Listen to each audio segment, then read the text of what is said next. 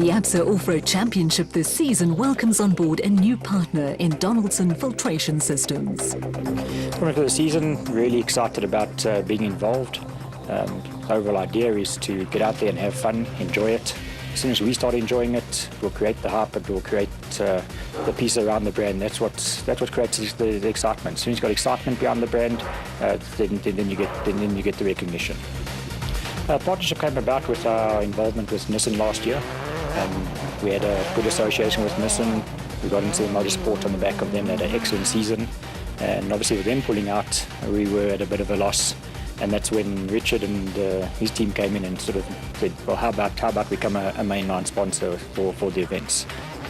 That's a naming rights sponsorship that's coming in for Donaldson, so we'll be the naming rights sponsor of the prologues. What that really means is the day before, on those time trials, it will be the Donaldson prologue, and we're looking at some exciting branding and some exciting events around that. Just to create the hype for the main event. That's what it's all about, try to get people involved and get them interested in the sport. At a media day at the Geratech test facility outside Pretoria, sponsors and guests were given a taste of off-road racing. One of the top drivers on hand was former SA champion Terence Marsh from the Regent racing team. Yeah, we're coming out in the two Nissan SPs this year, so we're fortunate enough to have picked up both those cars from Nissan.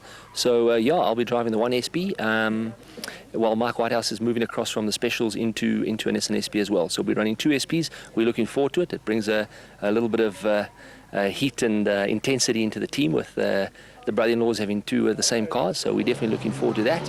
And then we'll run our third car, which is a P-Class, also Nissan powered, also Navara motor, which Archie will be driving together with Craig Doubtfire.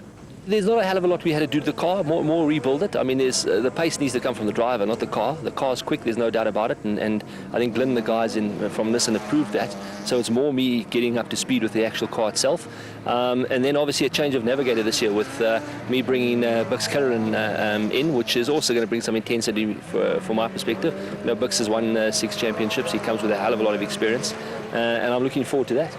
Yeah, looking at the driver lineup and how competitive it's going to be, there's no doubt that we'll both be looking for a top 5 finish at the end of the year. We finished 5th overall in the championship last year, so yeah, we'll be coming. I'll be trying to get a better position than last year.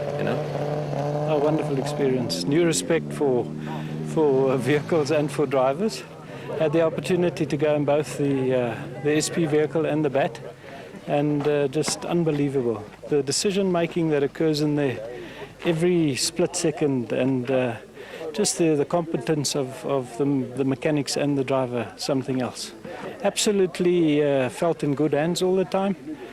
People that know what they're doing, and certainly you can liken it to business, can liken it to life. If you really know what you're doing, then there's no danger. After life as a driver in the special vehicle category, Mike Whitehouse now finds himself learning new tricks in the SP class. It really is one, you have quite a big diff underneath, so you have to watch that, where the Spec 4 or the BATs or the specials, you didn't really have to worry about much in the road. Braking is exceptionally much later.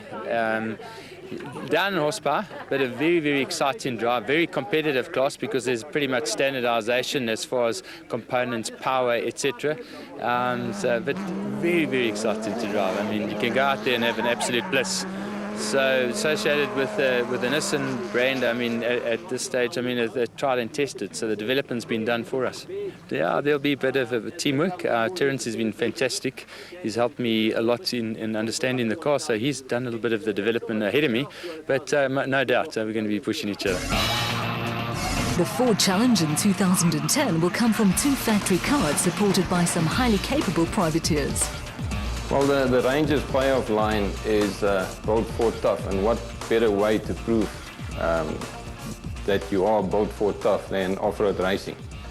Probably the most grueling form of racing there is, and we think it does a lot for the Ranger brand in particular, but also for the Ford primary brand.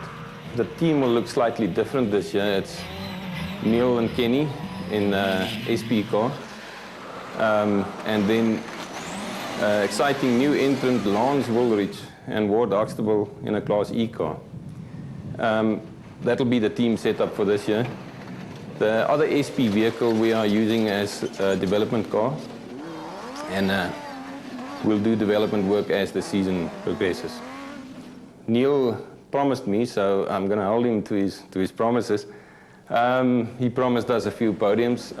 The car, he says, the reliability of the car that was an issue last year is back where it's supposed to be, almost at the same level where we had the old 4-litre V6 Ranger. I mean, that was Mr. Consistent.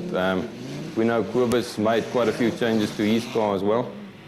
Kobus van Tonder from Unifred. We've helped him a bit with that. And the guys from Ruacon will be there stronger than ever. They made quite a few improvements as well. And unfortunately, they will have to fly the flag for us in the first race.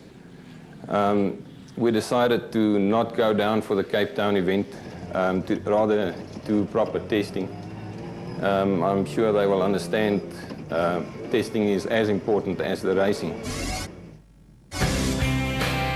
Off-road racing is full of Mr. Nice Guys, and Harry Smith-based model car collector Kobus van Tonder is one of them. His Unifred team shows a few changes from last season. During the course of the previous season, we realized that we need a little bit more pace, and we need to upgrade to keep up with the factory teams and the guys with the more technology motors that they have got available. The regulations allow us this season to fit a different engine from last season, and we've decided to make full use of that. The engine is a dual cam overhead with variable cam timing, multi-valve, so we expect a lot from the motor. We've got a little bit of a change in crew also this season. Rion, that used to navigate for me, is actually my main technician, and it's very difficult for him when we come out of a race and he's tired to look after the car the way he should be. Freddie Creel, my son-in-law, will navigate for me this season. He's also very technical, so he had experience from last season, being in the technical crew. So if we experience problems in the road, I'm sure he'll be able to help me out very well. I think we'll have a little bit of a different strategy. In the past, our motto was to be consistent. Of course, we didn't have the pace, so the only way then to solve that problem was to be consistent. This year, I think we'll push a little bit harder. We will probably have a little bit more performance and a better pace, but we will still rely on to be consistent and finish the race. There has been a changing of the guard at Toyota, with the new team principal and former Nissan Motorsport manager Glenn Hall, but winning championships remains at the top of his agenda. The objects and the goals are still the same. We want to win the championship, we want to win the manufacturers as well as the drivers' championship. And that was the aim all along. So I think for this year, we just maybe have a much better chance of doing that. You know, the old adage goes, if you can't beat them, then you join them. But I think what we've done in this instance is you can't beat them, you ask them to join you. And that's what happened. And I think with Glenn on board, we have a really good chance of building a very good car for the season and wrapping up the championship. The core strategy, or the core values rather, for Toyota is quality, reliability and durability. I don't think there's any way that you can prove that better than being in off-road and in rallying. I mean, the cars have to be tough, they have to be reliable, you know, they have to be quality to actually last the distance. And that's what we're proving by being in off-road and also rallying. We always go for both championships. We want the Drivers' Championship as well as the Manufacturers' Championship. And for that you need your privateer support. So privateers are for us very important.